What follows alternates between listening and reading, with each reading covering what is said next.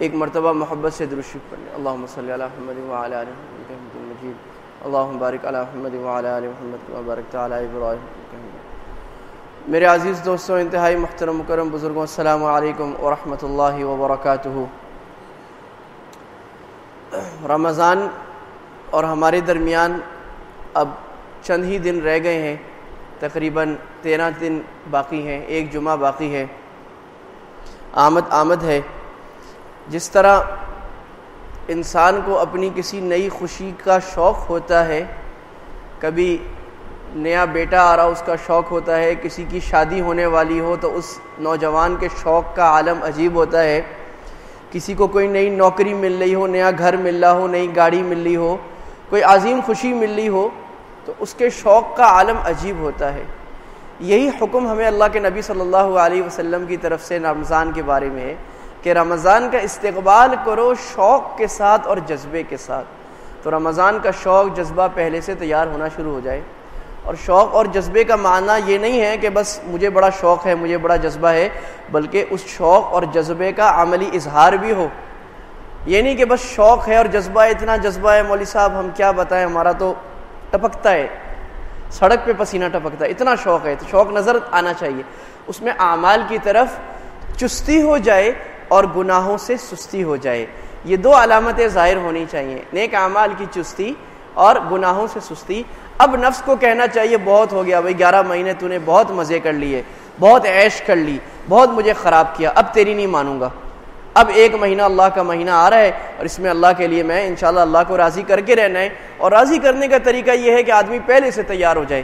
آپ کو اگر کسی بادشاہ کی، کسی وزیر اعظم کی، کسی بڑے آدمی کی کال آئے گی تو آپ اس کے گھر میں جا کر کپڑے نہیں پہنیں گے، کپڑے لے کے چلے جائیں، گھر میں بولے جائیں ابھی میں ذرا خوشبو لگا لوں، ابھی میں شاور لے لوں، میں کپڑے پہن لوں، بلکہ پہلے سے تیار ہو کے جائیں گے، نوک پلک جھونک سوار کے جائیں گے، کپڑے کی کریز بھی سیدھی کر کے جائیں گے، خوشبو کی چوائس کر کے جائیں گے کہ مجھے بڑے کے دربار میں جانا ہے۔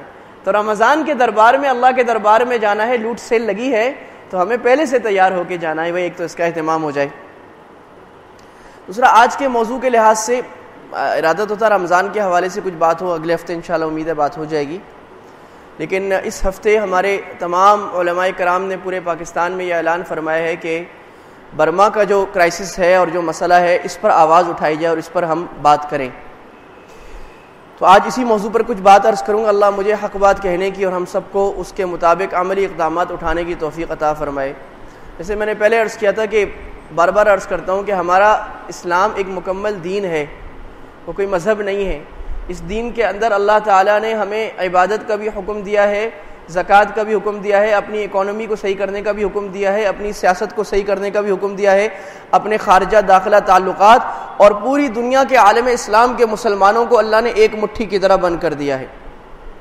اور حدیث میں اللہ کے نبی صلی اللہ علیہ وسلم نے فرما دیا، المؤمنون کجسد واحد، تمام مسلمانوں کی مثال ایک مٹھی کی طرح، ایک جسم کی طرح ہے۔ ایک جسم کیا ہوتا ہے؟ ان اشتکا عینہ اشتکا کلہ، آنکھ میں درد ہوتی ہے پورے جسم کو درد ہوتی ہے، نیند نہیں آ رہی، کیوں نیند نہیں آ رہی؟ آنکھ میں درد ہے۔ بھائی آنکھ میں درد ہے تو جسم میں تو درد نہیں، سو جاؤ۔ ان اشتکا رأسہ اشتکا کلہ، سر میں درد ہوتی ہے، آدمی بے چینی سے کروٹیں بدل رہا ہے، بے چینی سے آگے پیچھے چل رہا ہے، کیوں؟ سر میں درد ہے، بات نہیں کر رہا، چہرے کا رنگ بدل گیا، جسم کی حرکات بدل گئیں، بھوک نہیں لگ رہی، سارے اعضاء متاثر ہوتے ہیں۔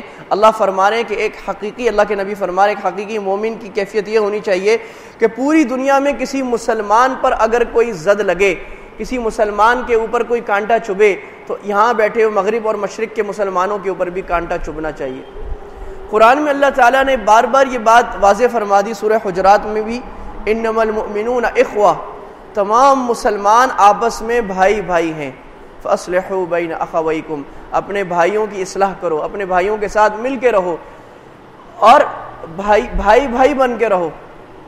اللہ کے نبی صلی اللہ علیہ وسلم نے بھی بار بار اس بات کی، اور یہ جو کہا نا انما المؤمنون اخوہ، یہ ایک کوئی فلسفی بات نہیں ہے، یہ کوئی نظریاتی فلسفہ نہیں ہے جس کو اللہ کے نبی نے جھاڑ دیا ارسطو کے فلسفے کی طرح یا افلاطون کے فلسفے کی طرح اونچا اونچا فلسفہ بیان کر دیا کہ ایسے دنیا چلنی چاہیے، ایسے ہونا چاہیے۔ بلکہ اسلام نے جو بات کہی ہے، قرآن و حدیث میں جو بات آئی ہے، اللہ نے اس میں سے ہر بات کا پریکٹیکل امپلیمنٹیشن کر کے دکھا دیا۔ صحابہ کی زندگی میں، خیر القرون کی زندگی میں، تابعین تبع تابعین کی زندگی میں اگر حکومتی سطح کی بات تھی تو صحابہ کی حکومت، خلافت راشدہ کی حکومت میں اور بعد کی حکومتوں میں اس کا عکس کر کے دکھا دیا۔ دیکھو بھئی، یہ اسلام کا نظریہ ہے، یہ پریکٹیکل ہے، یہ آئیڈیالوجی ہے، یہ اس کی امپلیمنٹیشن ہے، دنیا پہ ممکن ہے اور ایسے ہی ہوتا ہے۔ جو ایسے کرے گا، یہ نظریہ رکھے گا، ان اعمال پر آئے گا، اللہ لازمی اس کو یہ نتیجہ دے گا، اینڈ ریزلٹ لازمی نکلے گا۔ اللہ فرما رہے وعد اللہ الذین آمنوا وعملوا الصالحات منکم، اللہ کا وعدہ ہے تم سے، اور وَلَن يُخْلِفَ اللَّهُ وَعْدَ، اللہ وعدہ خلافی نہیں کر سکتا۔ ساری دنیا وعدہ خلاف ہو سکتی ہے، اللہ کی قسم اللہ وعدہ خلاف نہیں ہو۔ کیا وعدہ ہے؟ اللہ تمہیں زمین پہ قدرت دے گا، خلافت دے گا، حکومت دے گا، اقتدار دے گا، اختیار دے گا۔ کب دے گا؟ یعبدوننی ولا یشرکون بی شیئا، تم میری خالص عبادت کرو، شرک نہ کرو، اور آپس اللہ کے تابعدار بن کے رہو، پورے دین پر چل کے رہو۔ اللہ تعالی حکومت، اقتدار، اختیار، دنیا کی ثروت، دنیا کی بلندی، دنیا کی ترقیاں تمہاری جھولی میں گرائے گا۔ تمہیں ترقی کے لیے محنت کرنے کی ضرورت نہیں پڑے گی، اللہ کی مانو گے تو جھولی میں گرے گی۔ یعنی ہمارے بزرگ فرماتے ہیں، یوسف خان صاحب فرمایا کرتے تھے کہ اقتدار اور حکومت اور دنیا کی برتری اور دنیا کی ترقی یہ موعود ہے، مطلوب نہیں ہے۔ یہ جملہ عربی کا ہے، میں سمجھاتا ہوں۔ موعود ہے، مطلوب نہیں۔ کیا معنی؟ اس کے لیے محنت مارنے کی ضرورت نہیں کہ حکومت مل جائے، حکومت مل جائے، ترقی مل جائے، ترقی مل جائے۔ یہ موعود ہے، انعام ہے، گفٹ ہے۔ آپ جب اللہ کی مانو گے، اللہ آپ کو یہ گفٹ دے گا۔ گفٹ کے پیچھے بھاگنے کی ضرورت نہیں ہوتی، وہ کسی اور چیز پر موقوف ہوتا ہے، اللہ دے گا، اور اللہ نے دیا۔ صحابہ کرام کے پاس دنیا کے اسباب کے درجے میں بہت زیادہ چیزیں نہیں تھیں، اللہ کی مان کر چلے اور اللہ کے نبی کی مان کر چلے، اللہ نے خلافت، حکومت جھولی میں آگے گرائی۔ ابھی اللہ کے نبی کی وفات ہو رہی ہے، مدینہ میں آپ صلی اللہ علیہ وسلم آئے ہیں، آپ کی 10 سالہ زندگی میں پورا عرب زمین پر آ گیا۔ فاروق اعظم کی حکومت تک آئی ہے، ابو بکر رضی اللہ عنہ کی حکومت میں روم آدھا آ گیا، فاروق اعظم کی حکومت ابھی شروع ہوئی ہے۔ رسول اللہ کی وفات کو 4 سال ہوئے، لا کسرا، پوری کسرا کی سلطنت، پورا ایران اسلام کی جھولی میں آ گیا، آدھا روم کا پورا عرب، شام تک، فلسطین تک اسلام کی جھولی میں آ گیا، افریقہ اسلام کی جھولی میں آنا شروع ہو گیا۔ ابھی اسلام کو گئے ہوئے 150 سال ہو گئے، آدھی دنیا پر حکومت آ گئی، ہندوستان بھی مسلمانوں کے پاس آ گیا۔ یہ کیا تھا میرے عزیزوں، میرے بزرگوں؟ یہ اللہ کی مان کر چلنے میں اللہ نے اختیار کیا۔ تو امت مسلمہ کا ہمیشہ یہی وتیرہ رہے گا، جب امت مجموعی طور پر اللہ کی مان کر چلے گی، اللہ تعالیٰ یہ ساری چیزیں مفت میں عطا کرے گا۔ آج مسلمان کا المیہ کیا ہو گیا، اور اب ہم جس اسٹیج پہ کھڑے ہیں وہ اسٹیج کہاں پر پہنچا ہوا ہے؟ کیونکہ موضوع آج برما کا ہے، وقت ہمارے پاس کم ہے، اسی پر میں کچھ باتیں عرض کرتا ہوں۔ جب مسلمان نے اللہ کی ماننا چھوڑا تو اللہ تعالیٰ کے عذاب کے کوڑے برسے، اور ایسے ہی برسے جیسے بنی اسرائیل پر برسے تھے۔ بنی اسرائیل کے ساتھ اللہ نے وعدہ یہ کیا تھا کہ جب تک تم اللہ کی مان کر چلو گے، اللہ تعالیٰ من سلوا نازل کرے گا، حکومتیں تمہارے آگے سرنگوں ہو جائیں گی، اور تم دنیا کے امام بن کے رہو گے۔ لیکن لَتُفْسِدُنَّ فِي الْأَرْضِ مَرَّتَيْنِ وَلَتَعْلُنَّ عُلُوًّا كَبِيرًا، سورہ اسراء میں اللہ نے فرمایا تم جب زمین میں فساد کرو گے تو اللہ تعالیٰ عذاب کا کوڑا برسائے گا۔ چنانچہ 2 دفعہ اللہ تعالیٰ نے بنی اسرائیل پر 2 بڑے جابر سخت گیر لوگوں کو حکمران بنایا، ایک دفعہ ٹائٹس رومن کو، اور ایک دفعہ جرمنی اور یہ جو یورپ کا دوسرا نیچے کا علاقہ، یہاں سے لوگ آئے، انہوں نے یہودیوں پر قبضہ کیا، ماس مرڈر کیا، ان کو مارا، قتل کیا، اور آخر میں ہٹلر نے بھی یہی کیا۔ یہ کیوں تھا؟ اللہ قرآن میں کہہ رہے ہیں یہودیوں کے برے اعمال کی وجہ سے یہ ہوا، اللہ ظالم نہیں ہے۔ پھر آگے اللہ تعالیٰ ذرا بھی ظالم نہیں ہے۔ پھر اللہ نے یہ بتایا اللہ کے نبی نے کہ امت مسلمہ کے ساتھ بھی یہی کام ہوگا جو یہودیوں کے ساتھ ہوا، یعنی برے اعمال کرو گے تو اللہ کے عذاب کا کوڑا برسے گا، اور اچھے اعمال کرو گے تو اللہ تعالیٰ تمہیں عطا فرمائے گا۔ پھر یہ باتیں حدیث میں اللہ کے نبی نے فرما دی۔ آپ نے فرمایا کہ ایک وقت آئے گا تداعى علیکم الامم کما تداعى الآکلۃ الی قصعتها، قومیں مسلمانوں کو کھانے کے لیے ایک دوسرے کو ایسے دعوت دیں گی جیسے کوئی بڑی تھالی پر بیٹھ کر کھانا کھانے والا دوسرے کھانا کھانے والوں کو دعوت دیتا ہے، آؤ بھائی تم بھی میرے ساتھ کھانا کھاؤ، تم بھی کھانا کھاؤ۔ اور اس مثال میں بڑی بلیغ تشبیہ ہے۔ ایک مثال تو یہ ہے کہ یہ اتنا مزے کا کھانا ہو جائے گا، اتنا آسان ہو جائے گا، اتنا زود ہضم ہو جائے گا کہ ہر آدمی کھا سکے گا اس کو۔ جو دنیا کی بالکل بیکار قومیں ہیں، جن کی فوج بھی بیکار ہے، جو خود دنیا کی ذلیل قومیں، وہ بھی مسلمانوں کو کھائیں گی، وہ بھی مسلمانوں کو ماریں گی. کیوں؟ مسلمان زود ہضم ہو جائے گا. جو کھانا زود ہضم ہوتے ہیں نا، کھانا چبانا آسان، تو مسلمان ترنے والا بن جائے گا، ہر ایک کھا سکے گا. قیل من ہی یا رسول اللہ، یا رسول اللہ کیوں ہوگا؟ امن قلت نحن یومئذ، یا رسول اللہ ہم کم ہوں گے؟ آپ نے فرمایا نہیں، ولکنکم کثیر، تم بہت زیادہ ہوگے. بل غثاء کا غثاء السیل، تم اتنے زیادہ ہوگے جیسے سمندر کی جھاگ زیادہ ہوتی ہے. سمندر پہ جاؤ، پورا سمندر جھاگ کی طرح نظر آتا ہے. تشبیہ دے دی، زیادہ ہوگے جہنم کی ذات کی طرح، جہنم کی سمندر کی جھاگ کی طرح. کوانٹٹی بہت زیادہ ہوگی، کوالٹی زیرو ہوگی. جھاگ کو پھونک مارو، ہوا چلے، جھاگ بیٹھ جاتے، تم ایسے ہو گئے. ولیما یا رسول اللہ، صحابہ نے کہا کیوں ایسا کیوں ہوگا؟ ہم ایسے کیوں ہو جائیں گے؟ جب عالم پوری دنیا میں مسلمان 1.25 ارب مسلمان ہوگا تو ایسا کیوں ہو جائے گا؟ آپ نے فرمایا 2 مرض، حب الدنیا و کراہیت الموت، دنیا کی محبت تمہارے دلوں میں گھر کر جائے گی، و کراہیت الموت، موت سے تمہیں نفرت ہونے لگ جائے گی. یہ 2 مرض ہیں جو کافروں کی صفت اور سرشت ہیں، کہ وہ دنیا سے شدید محبت کرتا ہے اور موت سے بڑی زبردست نفرت کرتا ہے، موت سے ڈرتا ہے. جب امت یہ کام کرنے لگ جائے گی تو اللہ کے نبی نے فرمایا یہ کام ہو جائے گا. پھر آپ نے فرمایا اذا فعلت امتی 15 خصلة حل بها البلاء، جب میری امت 15 کام کرے گی تو اس کے اوپر عذاب کے کوڑے برسیں گے. کہا کیا ہوا؟ آپ نے فرمایا اذا اتخذ الفیء دوالا، جب پبلک پراپرٹی کو لوگ اپنا مال سمجھیں گے. فیء دوالا، اجتماعی مال کو لوگ کھا رہے ہیں، حکمران بھی کھا رہے ہیں، بیوروکریسی بھی کھا رہی ہے، آرمی بھی کھا رہی ہے، وکیل بھی کھا رہا ہے، چھوٹا بھی کھا رہا ہے، بڑا بھی کھا رہا ہے، عوام بھی کھا رہی ہے، ہر ایک کھا رہے ہیں. والامانۃ مغنما، اور کوئی امانت رکھوائے گا تو امانت کو لوگ مال غنیمت سمجھ کے کھائیں گے. آپ کی بات میرے پاس امانت ہے، یہ زندگی میرے پاس امانت ہے، یہ وقت میرے پاس امانت ہے، ہر مسلمان کا مال میرے پاس امانت ہے، حکومت کا مال میرے پاس امانت ہے. آج امانتوں کو پاؤں تلے روندا جا رہے ہیں. والزکاۃ مغرمہ، زکوٰۃ کو بوجھ سمجھا جائے گا. پاکستان کا بڑا طبقہ ابھی بھی زکوٰۃ ادا نہیں کرتا، اور جو ادا کر رہا ہے اس کی وجہ سے خیر نظر آ رہی ہے ہمیں. اگر سارا پاکستان زکوٰۃ ادا کرنا شروع کر دے. زکوٰۃ دنیا کے اکنامک سسٹم کا ایک واحد وہ سسٹم ہے جو پوورٹی ریشیو کو 0 کر سکتا ہے. دنیا کا کوئی اکنامک سسٹم آج تک پوورٹی لیول کو 0 نہیں کر سکا، غربت کو 0 پہ لے آئے، نہیں کر سکا. اسلام نے کر کے دکھایا ہے، کتنے 100 سال کر کے دکھائے. زکوٰۃ کر سکتی ہے، نہیں کر رہے. یہاں سے قرضہ لو، یہ لو، اکنامک ریفارم نہیں. زکوٰۃ مغرمہ نہیں دے رہا. کروڑ والے کو زکوٰۃ دینا مشکل ہے، ارب والے کو اور مشکل ہے، خرب والے کو اور مشکل ہے، نہیں دیتا. اما السائل، غریب آیا فقیر آیا جاؤ باہر جاؤ، نہیں دے رہا. وتعلم لغیر الدین، علم کمرشل ہو جائے گا، نالج کمرشل ہو جائے گی، چاہے دین کی ہو دنیا کی. علم کا مقصد کیا؟ کیوں انجینئر بن رہے ہو؟ پیسہ کماؤں گا. کیوں ڈاکٹر بن رہے ہو؟ پیسہ کماؤں گا. کیوں وکیل بن رہے ہو؟ پیسہ کماؤں گا، لوگوں کا خون چوسوں گا. کیوں مینیجر بن رہے ہو؟ پیسہ کماؤں گا. علم ایسا نہیں ہوتا تھا، علم لوگوں کی خدمت کے لیے ہوتا تھا. اور اقا امہ، اپنی ماں کے نافرمان، ہر گھر میں ماں کی نافرمانی، باپ کا نافرمان. ادنا صدیقہ اقصا اباہ، اپنے دوست کے بڑا قریب، میرا دوست، میری گیدرنگ، میرے فرینڈ، روز رات کو دوستوں کے پاس گیدرنگ. ماں باپ کو نیگلیکٹ کیا ہوا ہے، ماں باپ کو پوچھنے والا نہیں. ماں باپ کوئی لفظ کہیں آگے سے آدمی اڑ کے پڑتا ہے، ان کو آگے سے سناتا ہے میرے پاس ٹائم نہیں، میں نے دوستوں کے ساتھ جانا ہے.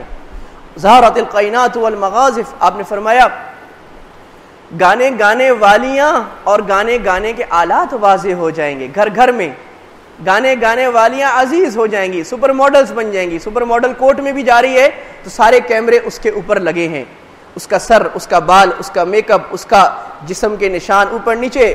ظہرت القینات والمغازف، یہ سٹار بنیں گے، یہ سپر ماڈل بنیں گے. اور علماء کو، نیک لوگوں کو، اللہ والوں کو گالیاں دی جائیں گی، یہ دہشت گرد ہیں، یہ دقیانوس ہے، یہ قوم کو تباہ کرنے والے ہیں. اپنے محسنوں کو گالیاں دی جائیں گی. اور گانے گانے والے جو بدترین مخلوق ہوتے تھے، سٹارز، فلم ایکٹرز، ان کو بھاڑ میراثی کہتے تھے، ان کو بڑا سمجھا جائے گا. اور وشربت الخمور، آپ نے فرمایا شرابیں پی جائیں گی.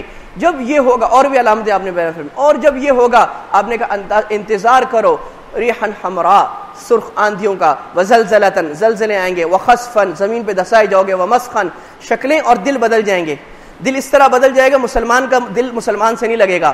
تعصب کی آگ، تنظیم کی آگ، فرقہ واریت کی آگ، لسانیت کی آگ، دل مسخ ہو جائے گا، چہرے مسخ ہو جائیں گے، چہروں پر نحوست ٹہلنے لگ جائے گی. آج اللہ معاف فرمائے بہت سارے سرکاری ادارے ایسے ہیں جہاں آپ چلے جائیں رشوت کی وجہ سے ہر چہرے پر آپ کو نحوست نظر آئے گی. اسکولوں میں چلے جائیں، کالجز میں، یونیورسٹیوں میں چلے جائیں، چہروں پہ بے حیائی، گند اور گناہوں کی وجہ سے نحوست نظر آئے گی. طبیعی اثر ہے، نیچرل ہے. جب بندہ نیک اعمال کرتا ہے اللہ چہرے پر نور لاتا ہے، نظر آتا ہے دیکھنے میں. اور جب بندہ برے اعمال کرتا ہے اللہ چہرے پر نحوست کو لاتا ہے. نور اور نحوست آتے ہیں آپس میں، ظلام آتا ہے، کبھی نور آتا ہے. میرے نبی نے فرمایا یہ ہو جائے گا، پھر اللہ کے کوڑے برسیں گے. پھر کوڑوں کا مظہر دنیا میں مختلف جگہوں پر ہوگا. یہ نہیں ہوگا کہ اگر ساری دنیا نافرمانی کر رہی ہے تو ساری دنیا پر اکٹھا عذاب آئے. اللہ عذاب کے نمونے دکھائے گا. دنیا میں کسی ایک جگہ زلزلہ آئے گا، کسی دوسری جگہ بارش گندی برسے گی، سیلاب آئے گا، کسی تیسری جگہ مسخ ہوگا، کسی چوتھی جگہ اللہ یہودیوں کی طرح کسی کو مسلط کر کے ہماری مار لگائے گا.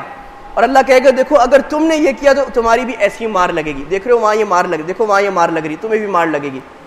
یہ اللہ کی سنت ہے. وَلَن تَجِدَ لِسُنَّتِ اللَّهِ تَبْدِيلًا وَلَن تَجِدَ لِسُنَّتِ اللَّهِ تَحْوِيلًا. اللہ فرماتے اللہ کا طریقہ کبھی نہیں بدلتا، اللہ کا طریقہ کبھی بھی ڈائیورٹ نہیں ہوتا. جب سے اللہ نے دنیا بنائی ہے اللہ کا ایک ہی طریقہ ہے، جیسا کرو گے ویسا بھرو گے. اور اللہ اسی سنت پر چلتا ہے، ایک سنت ہے اللہ کی.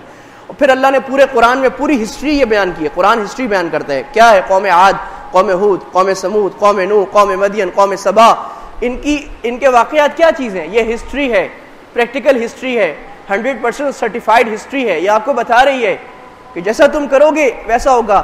ہسٹری اپنے آپ کو ریپیٹ کرے گی، کر رہی ہے اور کرتی رہے گی. یہ ایک لمحہ فکری ہے میرے عزیزوں، ہمارے اپنے گریبانوں میں جھانکنے کے لیے کہ آج ہم کن اعمال میں پڑے ہیں، آج ہم کس خواب غفلت کی چادر تان کر سوئے ہوئے ہیں، آج اللہ کو کتنا دور کر چکے ہیں، اللہ کے نبی کے طریقے کو کتنا پیچھے چھوڑ کر کس راستے پر نکل چکے ہیں، منزل مقصود سے کتنا دور جا چکے ہیں.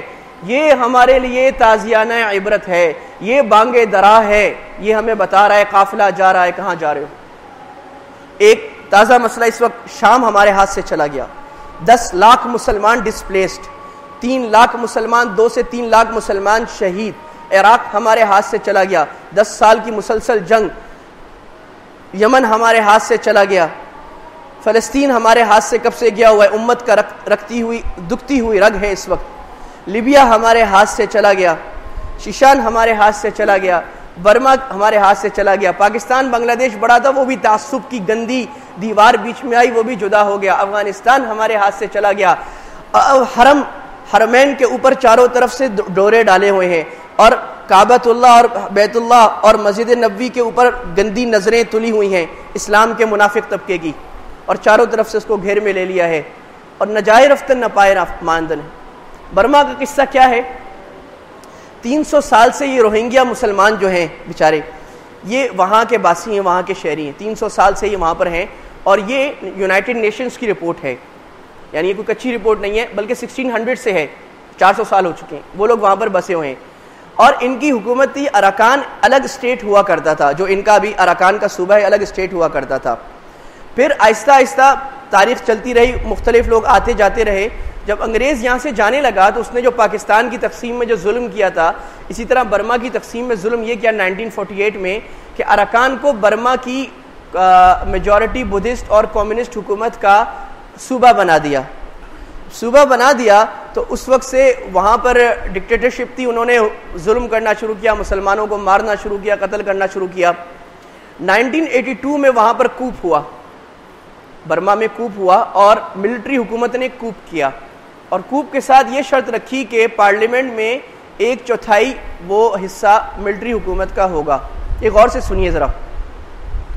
اور interior ministry, foreign ministry, border affairs, یہ سارے آرمی کے پاس ہوں گے، آرمی نے رکھ لیے.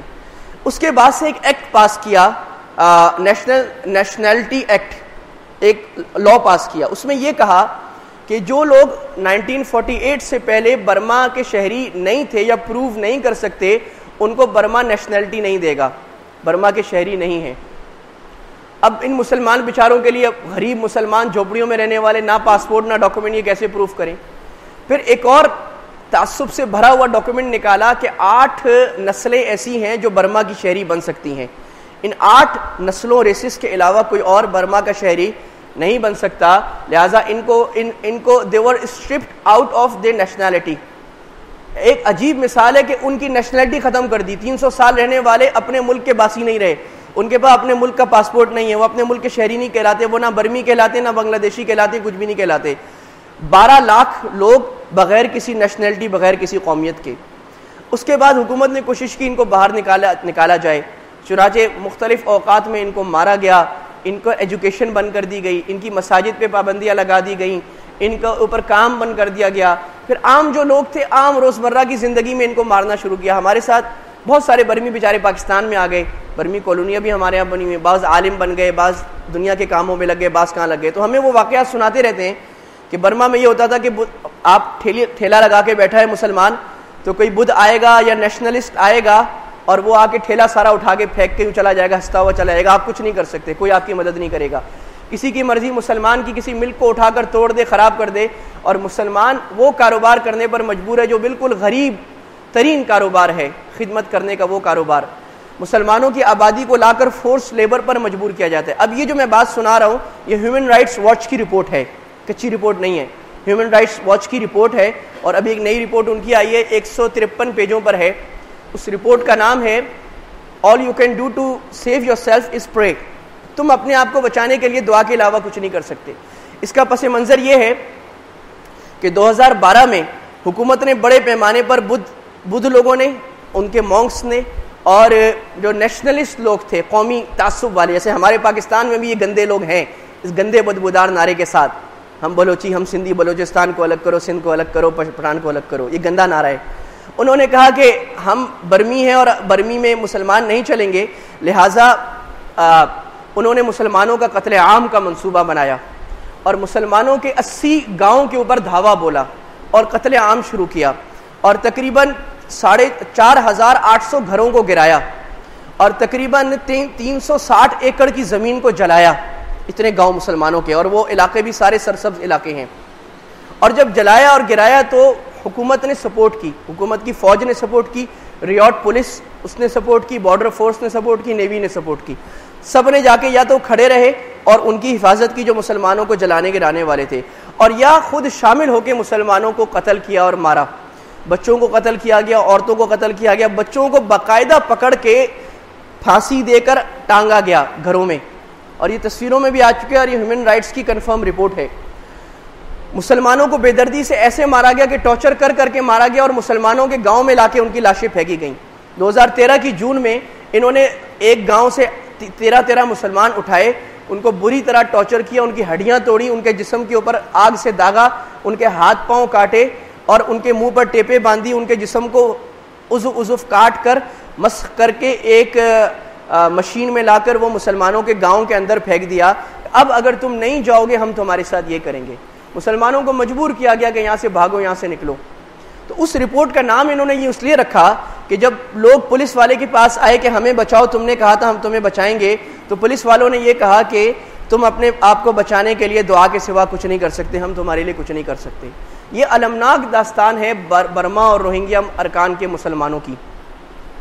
پھر حکومت نے یہ کہا کہ یہ ہمارے شہری نہیں ہیں، اصل میں یہ بنگلہ دیش سے آئے ہیں۔ اب یہ بیچارے جب کشتیوں میں بیٹھ کے ڈوبتے مرتے کسی طرح بنگلہ دیش پہنچے تو بنگلہ دیش حکومت کی جو وہ بھی متعصب حسینہ واجد کی حکومت ہے، جو پاکستان کی نفرت کا الاؤ دل میں لیے بیٹھے ہیں، پاکستان کی نفرت کی وجہ سے لوگوں کو مروا رہی ہے، انہوں نے اپنے مسلمان بھائیوں کو لینے سے انکار کیا۔ نتیجہ یہ بہت سارے ساحل پہ مر گئے، بہت سارے غذا نہ ہونے کی وجہ سے مر گئے، اور جو وہاں رہ رہے ہیں وہ اس حالت میں رہ رہے ہیں کہ کوئی جانور کتا بلی بھی اس حالت میں زندہ نہیں رہ سکتا، اس حالت میں رہ رہے ہیں۔ حکومت نے ان کے اوپر ایڈ بند کی ہوئی ہے، ان کو کوئی ایڈ دینے نہیں آ سکتا۔ حکومت نے صحافیوں کو بند کیا ہوا ہے، کوئی صحافی آ کے انویسٹیگیشن نہیں کر سکتا، اکا دکا اندر چلا گیا تو چلا گیا۔ حکومت پھر جب ہیومن رائٹس نے یا OIC نے یا اقوام متحدہ نے یا دنیا کے صحافی حلقوں نے کبھی کہا کہ تم نے یہ ظلم کیا، اتنے مسلمان مارے مروائے، تو حکومت نے کچھ نہیں کیا، انہوں نے سیدھا انکار کر دیا کہ ایسا کوئی ظلم ہوا ہی نہیں ہے، ایک مسلمان بھی نہیں مرا، ہاں ایک پولیس والا مرا ہے جس کو مسلمانوں نے مارا تھا۔ میانمار میں پچھلے دنوں ابھی ایک کیس انہوں نے بنایا ہے ایک دکان والے کے خلاف، یہ میانمار شہر میں، کہ اس نے ہماری ایک بدھ عورت کے ساتھ زیادتی کی ہے، اس کی وجہ سے سارے بدھ آئے اور انہوں نے مسلمان کی دکان کو گھیراؤ کیا۔ جب مسلمان بچانے آئے، پولیس آئی، مسلمانوں کو پکڑ کے لے گئی، اور جس گاؤں میں یہ لوگ حملہ کرتے ہیں، حملہ کرنے کے بعد مسلمان جلے ہوئے، کٹے ہوئے، مرے ہوئے، جو زندہ مسلمان باقی بڑے ہوتے ہیں 10 سال کی عمر تک کے، پولیس ان کو پکڑ کے لے آتی ہے، تم نے دنگا کیا ہے، تم نے فساد کیا ہے، اور وہ جیلوں میں بیچارے سڑتے رہتے ہیں۔ یہ اس وقت احوال چل رہے ہیں جو حقائق ہیں۔ دیکھیں افواہیں بہت گھوم رہی ہیں فیس بک واٹس ایپ پر افواہیں ریومرز بہت آ رہی ہیں، لیکن میں آپ کو حقائق عرض کر رہا ہوں، یہ پروف رپورٹس ہیں اس وقت. یہ ان بیچارے مسلمانوں کی حالت ہے اس وقت، دبتے ہوئے پستے ہوئے. ابھی حالیہ واقعہ یہ ہوا کہ اسمگلرز ہوتے ہیں وہ تھائی لینڈ ان کو لے جاتے ہیں، اور تھائی لینڈ لے آ کے وہاں پر ماس گریوز ملی ہیں، اجتماعی قبریں، وہ لے آتے ہیں تھائی لینڈ، پیسے بھی لیتے ہیں ان بیچاروں سے، اور ان کو پہاڑوں پر کہیں لے جا کے قتل کر کے وہاں قبر میں ڈال دیتے ہیں، اپنا پیسہ لے کے چلتے ہیں. جب یہ ملیشیا کے ساحل پر ابھی جانا شروع ہوئے تو اسمگلروں نے کشتی پر بٹھا کر ان کو کہا، اور کشتی میں ایسے ڈالا جیسے آپ بھینسوں کو بھی نہیں ڈالیں گے، اس طرح پسے ہوئے آپس میں لڑکے مرد عورتیں بچوں، ان کو ایسے ڈالا ہوا، نہ پانی نہ کھانا، 2 دن کے بھوکے پیاسے. جب ملیشیا کے ساحل پہ پہنچے تو جہاز کا پیٹرول ختم ہو گیا، تو 80 کلومیٹر دور ان کو کہا کہ تم چھلانگے مارو اور ساحل تک پہنچ جاؤ، پیٹرول نہیں ہے ورنہ ہم واپس لے کے جاتے ہیں. وہ واپس جانے کا خوف اور ہیبت اور ظلم اور بربریت اور گاؤں کو جلتا وہ دیکھ کے آئے تھے، واپس بھی نہیں جا سکتے. انہوں نے چھلانگے ماری، بہت سارے بیچارے بیچ میں مر گئے، بہت ساروں کو کشتیوں نے آ کے بچایا، بہت ساروں کی عجیب حالت ہوئی ہے. یہ ایک معاملہ اس وقت ہوا. معاملہ کیا ہے اس وقت اور کرنے کا کام کیا ہے؟ اصل کرنے کا کام حکومتوں کو ہے. آج دنیا کے عالمی حالات میں صحافیوں کو ہر وقت اور ہمارے مسلمانوں کو بھی یہ واویلا ہوتا ہے کہ مسلمان پرائیویٹ جہاد کر رہے ہیں، اور پرائیویٹ جہاد کے نتیجے میں مارا ماری ہو رہی ہے، آئیسس نکل رہی ہے، TTP نکل رہی ہے، اور وہ اپنے مسلمانوں کو قتل کر رہے ہیں، جہاد کے رولز بھی ان کو نہیں آتے، وہ ظلم کر رہے ہیں، بربریت کر رہے ہیں، اپنے ہاتھ میں جہاد لے رہے ہیں. اور یقیناً پرائیویٹ جہاد کے مفاسد ہیں، اسلام میں پرائیویٹ جہاد کی زیادہ گنجائش نہیں ہے. لیکن یہ پرائیویٹ جہاد شروع کیوں ہوا؟ جب ایک قوم کو مار مار کے آپ نے اس سے جینے کا حق چھین لیا اور کوئی اس کو بچانے نہ آیا، اور ملیشیا اپنی ترقی کرتا رہا، پاکستان اپنی ترقی کرتا رہا، اور انڈونیشیا اپنی ترقی، اور برما اپنی ترقی کرتا رہا، اور ان چند مسلمانوں کو کوئی ان پہ سر پہ ہاتھ رکھنے کو تیار نہیں ہے، تو تنگ آمد بجنگ آمد، یہ فطرت ہے انسان کی. جب بلی کو آپ کارنر کریں گے تو وہ آپ کو پنجہ مارے گی، انسان کی فطرت ہے. اس فطرت سے آپ نہیں لڑ سکتے کہ تم نے کیوں اسلحہ اٹھایا. اب یہ اسلحہ اٹھائیں گے اور آپ روک نہیں سکیں گے، اور پھر یہ اسلحہ جب اٹھے گا تو دنیا کی مختلف حکومتیں اپنے مفاد کے لیے ان کو فنڈ کریں گی، پھر اپنے مفاد کے لیے مسلمان سے گلا کٹوائیں گی، پھر پروکسی جہاد نکلے گا، پھر اپنے مقصد کا جہاد ہوگا اور اپنے مقصد کی مار کٹائی ہوگی، اور برما بھی ڈسٹیبلائز ہوگا اور پورا عالم اسلام بھی اس سے متاثر ہوگا. اور جہاں پورے عالم اسلام میں یہ کام ہو رہا ہے، آپ نے شام کی مدد نہیں کی، عراق کی مدد نہیں کی، لیبیا کی مدد نہیں کی، یمن کی مدد نہیں کی، یہ ہوا وہاں پر آپس میں گروپس نکلے، انہوں نے یہ حرکت کی، اب اسلام بھی بدنام اور مسلمان کے ممالک بھی ہاتھ سے گئے. یہ ہوگا یہاں پر. یہ سمجھ میں آئے کہ پرائیویٹ جہاد یہ پاکستان کی نااہلی کی وجہ سے ہو رہا ہے، یہ ہندوستان کے مسلمانوں کی نااہلی کی وجہ سے ہو رہا ہے، یہ بنگلہ دیش اور انڈونیشیا اور ملیشیا کی نااہلی کی وجہ سے ہو رہا ہے. وہ بھی تو حکومتیں، وہ بھی مسلمان ہیں، وہ کوئی کچھ نہیں کر رہی. ایک ترکی تھوڑا بہت بیچارہ 7 سمندر پار دور سے آگے کر رہا ہے، جو مسلمانوں کے لیے ایک رول ماڈل ملک ہے دنیا میں، ہم کیوں نہیں کر رہے؟ تو اپنی حکومتوں کو مجبور کرنا اچھے انداز سے، پازیٹیو انداز سے، پریشر کے ساتھ، ڈپلومیٹک انداز اپنا کے، سیمینارز کر کے، ریلیاں نکال کے، مظاہرے کر کے، جو بھی طریقہ دنیا میں پریشر گروپس کا ہوتا ہے، اور ڈپلومیٹک انداز میں اچھے انداز سے خط لکھ کے، برما ایمبیسیز کو خط لکھ کے، لیٹر لکھ کے ہم لوگ مظاہرے کرتے ہیں، شور کرتے ہیں، کانکریٹ کام نہیں کرتے. یہ کانکریٹ کام ہوتا ہے، ڈپلومیٹک کام کرنا، سیمینار کرنا، تھنک ٹینکس میں بات چلانا، حکومتی لیول پر بات کو چلانا، خط لکھنا. خط لکھنے سے بڑا اثر ہوتا ہے. اور ایک بڑا عزیزو ہمارا جو اپنا کام ہے دعا کرنا. دیکھیں ہم جب کہتے ہیں نا دعا کریں، سب لوگ کہتے ہیں یہ بھی کوئی کام ہے، دلوں میں یہ بات، دعا سے کیا ہوگا؟ مجھے آپ بتاؤ، آپ میں سے کون ہے ہم میں سے جس نے روز برما کے مسلمانوں کے لیے دعا کی ہو؟ کون ہے؟ دعا کوئی آسان چیز ہے؟ اللہ کے نبی فرما رہے دعا صلاح المؤمن، مومن کا اسلحہ ہے بھائی. ہے کرو تو دعائیں مرد مومن سے بدل جاتی ہیں تقدیر، اللہ کا عرش ہل جاتا ہے. اتنے مسلمان بھی مل کے دعا کریں نا رو کر، اللہ کا عرش ہلتا ہے. تو سارے مسلمان دعا کریں گے کیوں نہیں ہلے؟ کہ بڑا کام ہے. تو پہلا کام جس کا جہاں زور چلتا ہے وہ اپنا زور چلائے، جو کر سکتا ہے کرے. اللہ کے نبی نے فرمایا، آپ سے پوچھا گیا سب سے بہترین اعمال کون سا ہے؟ دارقطنی کی حدیث ہے، معجم طبرانی کی. اب ای الاعمال افضل، آپ نے کہا اللہ کو سب سے افضل عمل وہ ہے ان تدخل السرور فی قلب المؤمن، کسی مسلمان کے دل میں مسکراہٹ کو ڈالو، خوشی کو ڈالو. وان تکشف عنہ کربۃ، کسی مسلمان کا غم دور کر دو. وان تجمع عنہ جوعا، کسی مسلمان کی بھوک دور کر دو. وتقضی عنہ دینا، کسی مسلمان کا قرض اتار لو. اور سب سے اچھا آدمی کون ہے؟ اللہ کے نبی نے فرمایا سب سے اچھا آدمی وہ ہے من ينفع الناس، جو لوگوں کے لیے زیادہ نفع بخش ہے. آپ نے پھر اسی حدیث میں آپ نے فرمایا میں اپنے کسی مسلمان بھائی کی حاجت میں اس کے ساتھ چل کے جاؤں، یہ مجھے اس سے زیادہ محبوب ہے کہ میں اس مسجد میں 1 مہینہ اعتکاف کروں روزے کے ساتھ۔ مسجد نبوی میں 1 مہینہ روزے کے ساتھ اعتکاف کرنے سے زیادہ ہمارے حبیب کو یہ بات محبوب ہے کہ کسی مسلمان کے مدد میں جایا جائے۔ بھائی جب آدمی جذبہ پیدا ہوتا ہے نا، خواہش پیدا ہوتی ہے، اللہ 100 راستے دکھاتا ہے۔ جب خواہش ہی نہ پیدا ہو تو پھر رستہ بھی نہیں نکلتا، جب تو ہی نہ مانے تو بہانے ہزار۔ جب آدمی کہتا ہے نہیں کر سکتے تو آپ نہیں کر سکو گے، لیکن جب آپ کہو گے میں کر سکتا ہوں، when there is a will there is a way، آپ کر سکتے ہو۔ ہم سوچتے نہیں، ہم ملتے نہیں، مل کے بیٹھتے نہیں، مقتدر حلقے نہیں بیٹھتے، یونیورسٹیز نہیں بیٹھ رہی، بیوروکریسی مل کے نہیں بیٹھ رہی، جن مسلمانوں کی بات سنی جاتی ہے وہ نہیں بیٹھ رہے۔ وکیلوں کا ایک آدمی مرا ہے، پورے پاکستان کو ہلا کے رکھ دیا ہے، جائز ناجائز ہر کام کیا ہے۔ امت کے اس مقصد کے لیے وکیل اگر ہل جائیں، عدلیہ کو ہلا لیں، عدلیہ پارلیمنٹ کو ہلا سکتی، نہیں ہل رہے اپنے مقصد کے لیے۔ ہماری سیاسی تنظیم کا ایک بندہ مرتا ہے، کراچی 2 دن بند ہو جاتا ہے، امت کے مقصد کی کوئی فکر کسی کو نہیں ہے۔ اور بدقسمتی سے میں اپنے طبقے کی بات کروں، ہم بھی وہ کام نہیں کر رہے جو اہل علم کا طبقہ ہے، جو ہمیں کرنا چاہیے، جو ہمیں امت کی لیڈرشپ اس موقع پر کرنی چاہیے، ہم بھی وہ نہیں کر رہے جتنی کرنی چاہیے۔ لیکن یاد رکھیے علماء راستہ بتا سکتے ہیں۔ علماء سے آپ وہی توقع رکھیں جو علماء کے ہاتھ میں، علماء کے ہاتھ میں پاور نہیں ہے، علماء کے ہاتھ میں زمام کار نہیں ہے، علماء صرف بتا سکتے ہیں، جذبہ دلا سکتے ہیں، کرنا تو آپ لوگوں کا کام ہے، راستہ آپ لوگ ڈھونڈیں۔ آپ کے ہاتھ میں دنیا کے علم ہے، آپ پڑھے لکھے لوگ ہیں، آپ دنیا چلا رہے ہیں، آپ سوچیں، آپ کریں ہم نے کیا کرنا ہے، علماء آپ کا ساتھ دیں گے، آپ کو قرآن و حدیث کی روشنی میں رہنمائی کریں گے۔ تو بھئی یہ، اور آخری بات اپنے اعمال کو درست کرنا۔ ایک طرف میں نے کل مجھے کسی نے تصویریں آئی تھی تو میں نے اپنی ٹویٹر پر فیس بک پہ یہ بات شیئر کی تھی کہ جب رات کو گناہ کا خیال آئے تو ایک نظر ان تصویروں کو دیکھ لیجئے گا ذرا، پھر دیکھیے گا گناہ کرنے کا دل کرتا ہے یا نہیں کرتا۔ جب رات کے اندھیرے میں شیطان آئے اور انٹرنیٹ بھی ہے اور موبائل بھی ہے اور دوست بھی ہیں اور راستہ بھی اور پیسہ بھی ہے اور گناہ کرنے کا خیال آئے تو ہم نے ان مسلمان بھائیوں کی حالت زار کو دیکھ لیجئے گا، کیا مسلمان کے ساتھ یہ ہو رہا ہو اور میں ان گناہوں میں اور عیاشیوں میں لگ جاؤں، اللہ کے سامنے، اللہ کے نبی کے سامنے کیا جواب دوں گا۔ تو بھائی ان چیزوں کے ساتھ میرے عزیزوں، دوستوں، میرے بھائی بزرگوں، ہم بیدار ہو جائیں، خیال کر لیں، اپنے اعمال درست کر لیں، دعا کر لیں، اور جو کچھ ہم سے ہو سکتا ہے اچھے طریقے سے، بغیر فتنہ پیدا کیے، بغیر فساد مچائے، ہم پازیٹیو انداز میں جو کام طریقے سے کر سکتے ہیں ہم وہ کر لیں۔ اللہ تعالیٰ امید ہے انشاءاللہ اس رات کو جلدی ختم کرے گا اور صبح اللہ تعالیٰ جلدی لائے گا۔ وآخر دعوانا الحمدللہ رب العالمین۔